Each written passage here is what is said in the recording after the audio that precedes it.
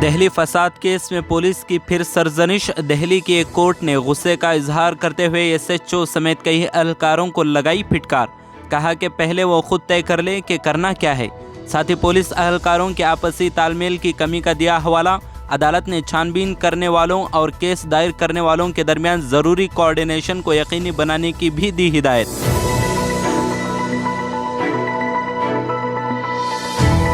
NCP leader Nawab Malik, जिन्होंने आर्यन खान की गिरफ्तारी में एनसीबी और बीजेपी पर गठजोड़ का इल्ज़ाम लगाया, उनको Y+ सिक्योरिटी की गई फराहम। उन्होंने क्रूज ड्रग्स पार्टी केस में एनसीबी की बेज़ाबिदगियों को बेनकाब करना कर दिया शुरू।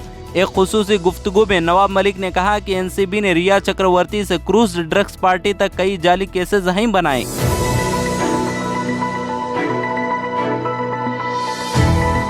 साबिक वज़ीर आज़म डॉक्टर मनमोहन सिंह के एम्स दिल्ली में भर्ती के चलते कांग्रेस के सदर राहुल गांधी पहुंचे अस्पताल और उनकी खैरियत की दरियाफ्त। वज़ीर आज़म मोदी ने भी मनमोहन सिंह की जल्द सेहतयाबी की ख्वाहिश की जाहिर। साथ ही अरविंद केजरीवाल ने भी साबिक वज़ीर आज़म की जल्द सेहतयाबी के लिए की दुआ।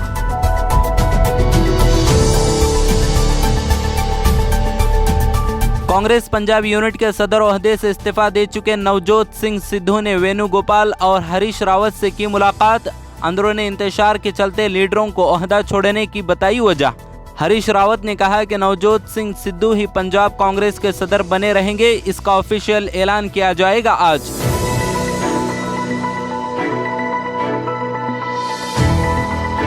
एयर इंडिया के बाद मार्च तक 6 और सरकारी कंपनियां निजी हाथों में हैं जा सकती। 2022 तक आधा दर्जन से ज्यादा कंपनियों को प्राइवेटाइजेशन करने का है मंसूबा। तबाह मईशत को पटरी पर लाने और सरमाया को हासिल करने के लिए सरकारी कंपनियों को निजी हाथों में फरोख्त कर रही है हुकूमत। खराब मईशत को ठीक करने के बजाय फरोख्त करने को दे रही है तरजीह।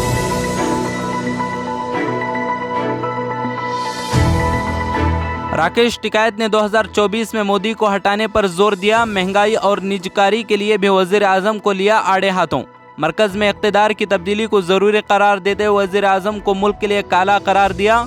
टिकैत ने कहा कि किसानों के लिए कानून काले हैं और देश के लिए मोदी काला है। उनके इस बयान पर शदीद रद्द-ए-अमल का है इम्कान।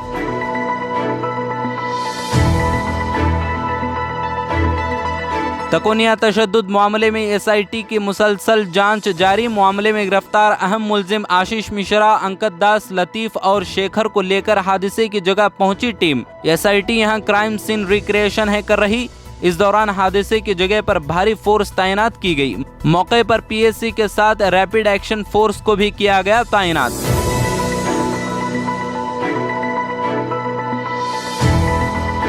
हाथरस एहतजाज के मामले में गिरफ्तार 4 तलबा की रिहाई का मुतालबा। मंगलुरु में कैंपस फ्रंट ने किया एहतजाजी मुजाहरा।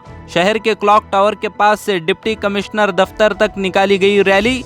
पुलिस ने की रोकने की कोशिश, बगैर रुके आगे बढ़ते हुए डीसी ऑफिस के सामने दिया गया धरना।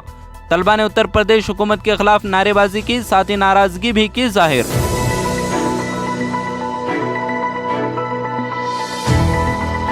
कर्नाटक में दशहरा त्यौहार के बाद खोले जाएंगे प्राइमरी स्कूल्स। वज़ीर आला बसवराज बोम्मई ने कहा कि पहली ता 5वीं जमात तक क्लासों का किया जाएगा आगाज। कोविड टेक्निकल कमेटी और उज़रा के साथ बात करके लिया जाएगा हतमी फैसला। इससे पहले केरला और महाराष्ट्र के बॉर्डर अजला में कोविड उसूल का भी लिया जाएगा जायजा।